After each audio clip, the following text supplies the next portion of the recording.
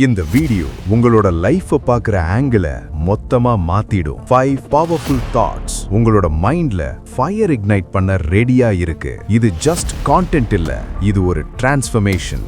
Let's begin. Our happiness coach Murali சுந்தரமோட mind blowing insights.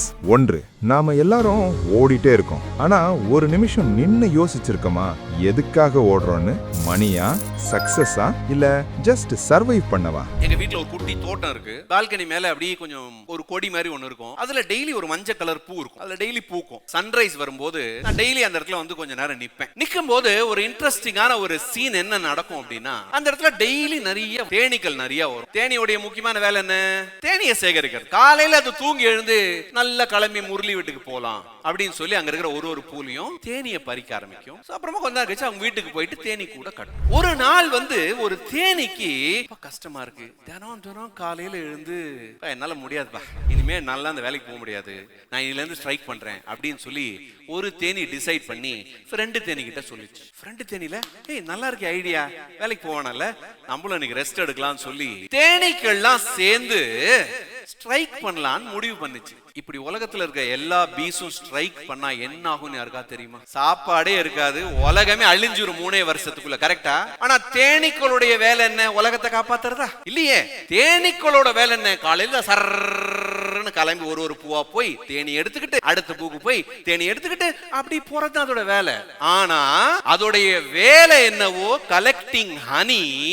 அதுல ஒரு சைடு எஃபெக்ட் இருக்கு. மொத்த ஈகாலஜியும் அது டெவலப் பண்ணுது, மொத்த என்வாயன்மெண்ட்டையும் அது ப்ரொடெக்ட் பண்ணுது. கரெக்டா? சோ ஒரு சைடு எஃபெக்ட் இருக்கு. இப்போ எப்படி இந்த பீஸ் எல்லாம் ஹனிய கலெக்ட் பண்ணுதோ, நம்ம எல்லாரும் சேர்ந்து மணியை கலெக்ட் பண்ணிட்டு இருக்கோம். கரெக்ட் தானே? அது ஹனி பீனா நம்ம எல்லாம் என்னது? மணி பீ. காலையில தூங்கி எழுந்த உடனே நீங்க எல்லாம் பிசினஸ்ல இருக்கீங்க, தினம் கல்லாப்பட்டியில எவ்வளவு இருக்கு, பேங்க் அக்கவுண்ட்ல எவ்வளவு இருக்கு, இன்னைக்கு எவ்வளவு கஸ்டமர் கிட்ட பெண்டிங் இருக்கு, எவ்வளவு பேருக்கு விற்கலாம்னு சொல்லி you are also wanting money. Yes or no? 2. இந்த வேர்ல்ட் நீங்க நினைச்சதை விட ரொம்ப டிஃபரெண்ட். நமக்கு சொல்லி கொடுத்தது ஒரு வெர்ஷன், ஆனா ரியாலிட்டி அது ரொம்ப ரா, ரொம்ப ரூத்லெஸ். இப்போ உங்ககிட்ட நிறைய பணம் இருந்தா என்னங்க பண்ணுவீங்க? நிறைய நல்லது பண்ணுவோம். கரெக்டா? இப்போ கெட்டவங்க கிட்ட நிறைய பணம் இருந்தா அவங்க என்ன பண்ணுவாங்க? கெட்டது பண்ணுவாங்க. சோ உலகத்துல பிரச்சனை நல்லவங்களாலயா கெட்டவங்களாலயா? நல்லவங்களால தான். ஏன் தெரியுமா? நம்ம எல்லாம் பணம் சம்பாதிக்கணும்னு ஆரம்பிச்சிருக்கோம். ஆனா நடுவுல திடீர்னு இந்த எம்ஜிஆர், சிவாஜி கணேசன், ரஜினிகாந்த், கமலஹாசன், விஜய், அஜித் இவங்கெல்லாம் தாங்க காரணம் நம்ம வாழ்க்கையில உருப்பிடாம பிசினஸ் டெவலப் ஆகாம போறதுக்கு. இவங்கெல்லாம் தான் காரணம். ஏன் தெரியுமா? ஏன்னு கேளுங்களேன். இவங்க படம் எல்லாம் பாத்திருக்கீங்களா? நீங்க சின்ன வயசுல இருந்து இப்ப வரைக்கும் நீங்க பார்த்த ஏதாவது ஒரு படத்துல இன்னைக்கு தேதி வரைக்கும், அந்த காலத்து 3 வயசுல இருந்து பார்த்து இப்ப வரைக்கும் பார்த்த எந்த படத்திலேயாவது ஏழை வில்லனை பார்த்திருக்கீங்களா? இல்லையே. எல்லா படத்திலுமே வில்லன் பணக்காரனாவே தான் காட்டுவான். நம்ம ஹீரோ எப்பயுமே ஏழையாவா தான் இருப்பாரு. அவர் கஷ்டப்பட்டு கஷ்டப்பட்டு கஷ்டப்பட்டு வேலை செஞ்சு ஒரே ஒரு சிங்கிள் பாட்டு ஒண்ணு போடுவாங்க, அதுல பணக்காரன் ஆயிடுவாங்க. கரெக்டா? இப்படி படத்தை பார்த்து நம்ம மைண்ட பிரெயின் வாஷ் பண்ணிருக்காங்க. வாழ்க்கையில ஜெயிக்கணும் அப்படின்னா பணம் வேணும். பணம்ன்றது ஒரு ஃபியூவல். அது எப்படி அச்சீவ் பண்ணணும்னு தெரியும். அதுக்காக தான் பிசினஸ் ஆரம்பிச்சிருக்கீங்க. இல்லன்னா ஏதாவது ஒரு கம்பெனில வேலை பார்த்திருக்கலாமே. காலையில தூங்கி எழுந்த உடனே இந்தியன்ஸ் உடைய பெரிய பிரச்சனை என்னன்னா, ஃபர்ஸ்ட் 15 மினிட்ஸ்லயே ஓபன் பண்ணி வாட்ஸ்அப் ஆகிறது. 15 நிமிஷம் தான் எழுந்து தூங்கி எழுந்து. சில பேர் அப்படி கூட கிடையாது. சார் என்ன சார் 15 நிமிஷம்ன்றீங்க? நான் நடுராத்திரியே எழுந்து தண்ணி குடிக்கும் போது கூட யாராவது மெசேஜ் அனுப்பிச்சிருக்காங்களா, கஸ்டமர் கிட்ட இருந்து ஆர்டர் வந்திருக்கா? அந்த லெவல்ல நம்ம எல்லாரும் வளர்ந்துகிட்டு இருக்கோம். 3.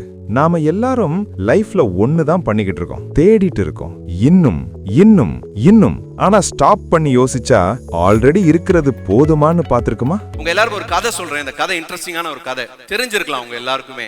2 துறவிகள் வந்து ஒரு பெரிய குரு கிட்ட இருந்தாங்க. ஒரு நாள் வந்து குரு சொன்னாரு, நீங்க ஊரெல்லாம் போயிட்டு நம்மளுடைய கொள்கைகள் எல்லாம் பரப்பிட்டு வாங்க, மக்கள் எல்லாம் நல்லபடியா இருக்கட்டும் சொல்லிட்டு அனுப்பிச்சு விட்டார். 2 துறவிகள், ஒரு சீனியர் ஒரு ஜூனியர். இவங்க 2 பேரும் ஊரா போயிட்டு இந்த நல்ல விஷயங்கள்லாம், வாழ்க்கையில் எப்படி அன்பா இருக்கணும், வாழ்க்கை எப்படி அமைதியா இருக்கணும், ஆனந்தமா இருக்கணும் அப்படிங்கறதெல்லாம் சொல்லி கொடுத்துட்டு இருந்தாங்க. அப்ப ஒரு கிராமத்து வழியா போயிட்டு இருக்காங்க. அது ஒரு ஹில் ஸ்டேஷன். அது வழியா போகும்போது லேட் ஆயிடுச்சு. சரி இதுக்கு மேல போனா இருட்டிரும், எங்கேயாவது யார் வீட்லயாவது நமக்கு இடம் கிடைச்சதுன்னா அப்படி ஓரமா ஒதுங்கி படுத்து படுத்துக்கலாம், காலையில இருந்து பிரயாணம் பண்ணலாம் அப்படின்னு சொல்லிட்டு அப்படி பார்க்கும்போது அந்த இடத்துல ஒரு குடிசை மாதிரி ஒரு சின்ன வீடு இருந்தது. அந்த வீட்டு வாசல்ல ஒரு திண்ணை இருந்தது. அப்ப வந்து இந்த சீனியர் துறவி என்ன சொன்னார்னா, இது நல்லா இருக்கு இந்த இடம், இந்த ஓனர் கிட்ட போய் பேசுவோம், நைட் அங்க கொடுத்தாருன்னா தங்கிக்கலாம் அப்படின்னு சொல்லி போய் கதவு தட்டினாங்க. கதவு தட்டினா ஒல்லியா ஒரு ஹஸ்பண்ட் அண்ட் ஒய்ஃப் வந்தாங்க. நோஞ்சா மாதிரி 2 பிள்ளைங்க. இவங்கள பார்த்த உடனே ஒரே சந்தோஷம், எங்க வீட்டுக்கு 2 துறவிகளா, வாங்க ஐயா வாங்க உட்காருங்க அப்படின்னா உங்களுக்குள்ள. ஆனா ஒரு மனசுக்குள்ள ஒரு சலனம், ஐயோ ஒரு படபடப்பு, இந்த மாதிரி 2 பேர் வந்திருக்காங்களே, சாப்பிடறதுக்கு ஒண்ணுமே கொடுக்கறதுக்கு வசதி இல்லையேன்னு ஒரு ஏக்கத்துல, ஐயா எங்க கிட்ட ஒண்ணுமே இல்ல கொடுக்கறதுக்கு, அந்த நோஞ்சா மாதிரி ஒல்லியா ஒரு மாடு இருக்கு பாருங்க, இதை ஒண்ணு நம்பிதாங்க எங்க பொழப்பே நடத்திக்கிட்டு இருக்கோம், அதுல ஏதோ என்னைக்காவது எப்பயாவது பால் வரும், அதை கறந்து வித்து என் வாழ்க்கை ஓடுது, இப்போ ஒன்னும் பெருசா இல்ல கொடுக்கறதுக்கு, தண்ணி தாங்க இருக்கு அப்படின்னு.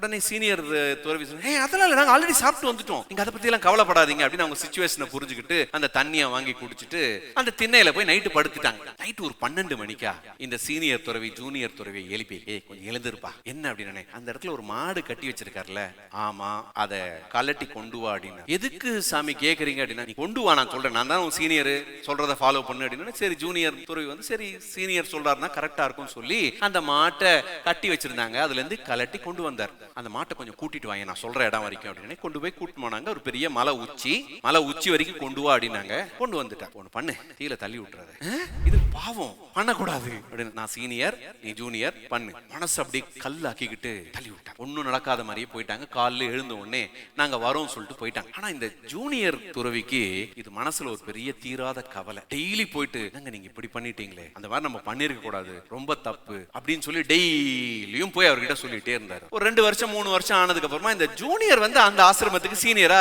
பொறுப்பு கொடுத்துட்டாங்க. அந்த சீனியர் வந்து வேற ஒரு ஊருக்கு போயிட்டாருன்னு உடனே, அப்பா அடி இவர் போயிட்டாரு அப்படின்னு சொல்லிட்டு, நான் பண்ண இந்த பாவத்துக்கு ஏதாவது ஒரு பரிகாரம் பண்ணணும் சொல்லிட்டு நேரா அந்த ஊருக்கே திரும்பி போய் அவர்கிட்ட மன்னிப்பு கேட்கணும் சொல்லிட்டு இன்னொரு நாள் பிரயாணம் பண்ணி அந்த மலை உச்சியில இருக்க அந்த இடத்த போய் பார்த்தா அந்த இடத்துல அந்த வீடியே காணோம். ஐயோ இப்படி பண்ணிட்டோமே, ஒரு குடும்பத்தையே நாசப்படுத்திட்டோமே அப்படி நினைச்சு ரொம்ப கவலைப்படும் போது அந்த இடத்துல ஒரு பெரிய மாளிகை மாதிரி ஒரு வீடு இருந்தது. அங்க போய் கேட்போம், அங்க இருந்தவங்கள எங்கன்னு சொல்லி கதவை தட்டி பார்த்தா நல்ல கொழுன்னு குண்டா 2 பேரு பசங்களும் நல்ல கொழுன்னு இருந்தாங்க. இவரை பார்த்தோன்னே, ஐயா வாங்க வாங்க, உங்களை நான் 2 வருஷம் கழிச்சு முன்னாடி பார்த்தோம், ஞாபகம் இருக்கா, அந்த குடிசையில இருந்தோம் அப்படின்னு. அவருக்கு ஒரே ஆச்சரியம், என்னது நீங்களா அவங்க அப்படின்னு.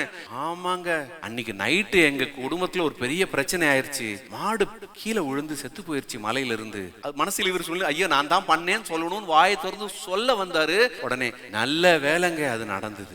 ஏன் அப்படின்னா, இல்லங்க அந்த மாடை நம்பிதான் நாங்க இத்தனை நாளாவே இருந்தோம், அது செத்ததுக்கு அப்புறமா ஒரு வாரம் ரொம்ப கவலைப்பட்டு இருந்தோம். அதுக்கப்புறமா வந்து சரி என்னதான் பண்றது, இப்ப ஏதாவது பண்ணணுமே அப்படின்னு சொல்லி பக்கத்துல இருக்க வயலை உழு ஆரம்பிச்சோம். கொஞ்சம் அதுல நிறைய அரிசி தானியங்கள்லாம் போட்டோம். கொஞ்சம் கொஞ்சமா நிறைய வேலை செய்ய ஆரம்பிச்சோம். பெரிய லெவல்ல வளர ஆரம்பிச்சது. அது மூலமா வந்து கொஞ்சம் கொஞ்சமா படிப்படியா முன்னேறி இப்ப பாருங்க, இங்க பல ஏக்கருக்கு வந்து என்னால விவசாயம் பண்ண முடியுது. அன்னைக்கு மட்டும் அது கீழே உழலனா நான் இன்னைக்கு இவ்வளவு தூரம் வந்திருக்க மாட்டேன் அப்படின்னு அவர் சொன்ன உடனே தான் அவர் மனசுல ஒரு தோணுச்சு, பல பேர் வாழ்க்கையில் இந்த மாதிரி ஏதாவது ஒரு நோஞ்சா மாடை புடிச்சு வச்சுக்கிட்டு தான் என் வாழ்க்கையில முன்னேறல, என் வாழ்க்கையில நான் முன்னேறல, அதையே புடிச்சுக்கிட்டு இருக்கோம். கவர்மெண்ட் எனக்கு ஹெல்ப் பண்ணல, கஸ்டமர் எனக்கு காசு கொடுக்கல, என் எம்ப்ளாயி வேலை செய்யல.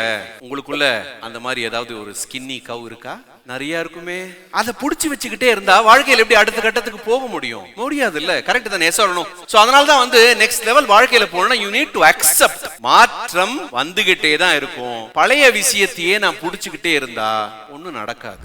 4 மாற்றம் ஒன்றே மாறாதது. ஆனா நாம என்ன பண்றோம், சேஞ்ச் வேணும்னு கேட்போம், சேஞ்ச் வந்ததும் அதை ஹேண்டில் பண்ண ஸ்ட்ராங்கா இருக்க மாட்டோம். இன்னைக்கு உலகம் என்ன வேகத்துல நடக்குதுன்னா, அந்த காலத்துல ஜெனரேஷன் கேப்னா அப்பாக்கும் பிள்ளைக்கும் இருக்கிற அந்த 30 வருஷம் சொல்லுவாங்க. இப்ப ஜெனரேஷன் கேப் எவ்வளவு பெருசுன்னு தெரியுமா? 5 years 10 yearsலாம் இல்ல, 3 days.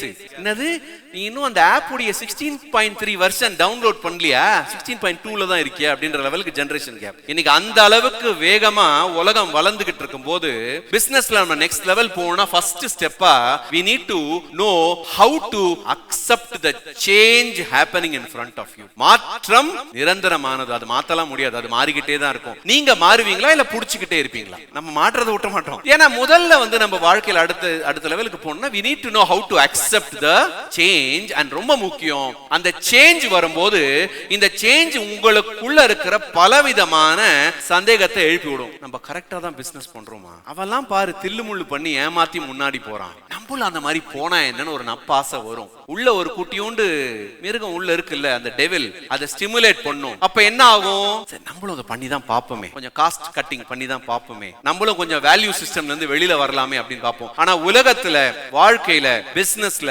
சக்சஸ்ஃபுல்லான எல்லா மனிதர்களையும் நீங்க பாத்தீங்கன்னா நமக்குள்ள ஒரு வேல்யூஸ்னு ஒண்ணு இருக்குல்ல, இப்படிதான் வாழ்க்கையில வாழணும்ன்ற அந்த ஒரு வேல்யூஸ். நீங்க எப்ப உங்க பிசினஸ் உங்களுடைய வேல்யூஸோட அலைன் பண்றீங்களோ அப்பதான் பிசினஸ் அடுத்த கட்டத்துக்கு போக முடியும். வேல்யூஸ் அடக வச்சோம்னா மேபி கொஞ்சம் பணம் சம்பாதிச்சிருக்கலாம், ஆனா சாகும்போது நிம்மதியா செத்துருப்போமா? எல்லாரும் ஒரு நாள் போதானே போறோம், போகும்போது எதை தூக்கிட்டா போறோம் இல்ல. அப்போ அந்த ஒரு இதுதான் நம்முடைய முன்னோர்கள் அழகா சொன்னாங்க, வாழும் கலை இறக்கும் கலையும் சேர்த்து கத்துக்கோ, எப்படி சாவணும்னு முடிவு பண்ணி எப்படி வாழான்னு தெரிஞ்சுக்கலாம் அப்படின்னு. எப்படி சாவணும்னு முடிவு பண்ணிக்கோ, ஏன்னா எப்படியா இருந்தாலும் ஒரு நாள் சாகதான் போறோம், அதுக்கு எப்படி சாகலான்னு முடிவு பண்ணு. எப்ப நம்ம டெத்தை பார்த்து நம்ம யாருக்கும் பயம் இல்லைங்க, அதுக்கப்புறம் என்ன ஆகும்ன்ற நினைச்சு தான் பயந்துகிட்டு இருக்கோம். ஏன்னா நம்ம தான் வீட்டுல தினம் பார்த்துக்கிட்டு இருக்கோமே, நிறைய பேர் இறக்குறாங்க. 5 பிசினஸ்னா ப்ராடக்ட் இல்ல, பிசினஸ்னா ஷாப் இல்ல, பிசினஸ்னா மார்க்கெட்டிங் கூட இல்ல, பிசினஸ்னா ஒரு சொல்யூஷன். அது புரிஞ்சவங்க தான் வின் பண்ணுவாங்க. ஏ ஃபார் பிசினஸ்ல முதல்ல you need to know how to align your values in your life. நான் ஏன் இந்த தொழிலை பண்றேன்? எவ்வளோ தொழில் இருக்கு உலகத்துல, நான் ஏன் இதை பண்றேன்? why did I start this business?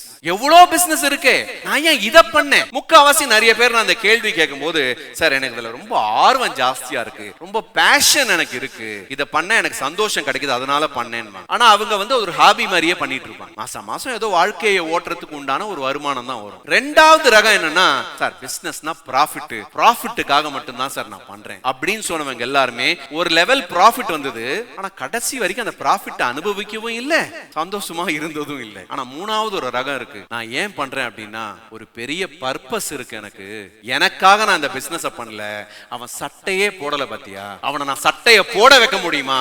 உங்களையும் தாண்டி ஒரு எமோஷனல் ரீசன் இருங்கவங்க மட்டும்தான் பிசினஸ்ல ஒரு பெரிய பிராண்டா ஒரு பெரிய இடத்துல பதிச்சிருக்காங்க. சோ நீங்க எல்லாரும் உங்களுக்குள்ள கேட்க வேண்டிய ஒரு கேள்வி என்னன்னா, why this business? 4 லெவல்ல யோசிக்கலாம். ஒன்னு சர்வைவலுக்காக இருக்கலாம், 3 வேளை சாப்பாட்டுக்காக, இல்ல சர்வைவல்லாம் நல்லா வந்துருச்சுங்க, ரெண்டாவது படிக்கட்டுக்கு வந்துட்டேன், என்னது ஸ்டெபிலிட்டி, ஒரு நல்ல சொந்த வீடு, சொந்த காரு, அப்படி எல்லா பசங்களுக்கு நல்ல ஒரு லைஃப் ஸ்டைலை கொடுத்துட்டேன், அந்த ஒரு ஸ்டெபிலிட்டிக்காக நான் வாழறேன், மாசம் மாசம் இன்கம்காக வாழல. மூணாவது ஒரு ஃப்ரீடம்காக, சார் எல்லாம் இருக்கு சார் எனக்கு, ஆனா பாருங்க டைம் ஃப்ரீடமே இல்ல, எப்ப பார்த்தாலும் பிஸியாவே இருக்கேன், நான் நினைச்சதை என்னால பண்ண முடியல அப்படிங்கிறது மூணாவது ரகம். ஆனா நாலாவதா ஒண்ணு இருக்கு, அதுதான் purpose. why am I doing what I am doing அப்படிங்கிறதுக்கு யார் நம்ம தெளிவா யோசிக்கிறோமோ அவங்க தான் பிசினஸ் அடுத்த கட்டத்துக்கு கொண்டு போயிருப்பாங்க. இதுக்கு ஒரு அழகான புத்தகம் ஒண்ணு இருக்கு, ஸ்டார்ட் வித் வை அப்படின்னு ஒரு புத்தகம் இருக்கு, நீங்க படிக்கல அப்படின்னா வாங்கி படிங்க, தமிழ்ல இருக்கு, ஆங்கிலத்துல இருக்கு. சைமன் செனிக்னு ஒருத்தர் இந்த ஒரே ஒரு டாபிக் தான் வை அப்படிங்கறது ஒரு புக்காவே போட்டிருக்காரு. எப்பயாவது டைம் கிடைச்சா அந்த வையை நீங்க பண்ணுங்க. அவர் ரெண்டாவது புக்கா ஃபைண்ட் யுவர் வைன்னு ஒன்னு போட்டிருக்காரு, அது ஒர்க் புக் மாதிரி இருக்கும். உங்க ஆபீஸ்ல ஸ்டாஃப் இருக்காங்கன்னா எல்லாரும் சேர்ந்து அந்த ஒர்க் புக்கை ஃபில் பண்ணி பாருங்க, எல்லாருடைய வையும் அலைன் ஆயிடும். உங்க வை அவங்க வை ரெண்டும் அலைன் ஆனா அவங்க நமக்காக வேலை செய்வாங்க. நல்லா அவங்க நமக்காக வேலை செய்யல, அந்த கஸ்டமரை மேல கொண்டு வரணும்ன்றதுக்காக வேலை செய்வாங்க. So step 1, A for align your values to what you want. இந்த மாதிரி பிசினஸ் டிப்ஸ் உடனடியாக தெரிஞ்சுக்கணுமா? அப்போ டக்குன்னு ரிச்னஸ் கிரியேட்டர் பேஜை சப்ஸ்கிரைப் பண்ணி மறக்காம பெல் ஐகானை கிளிக் பண்ணிருங்க.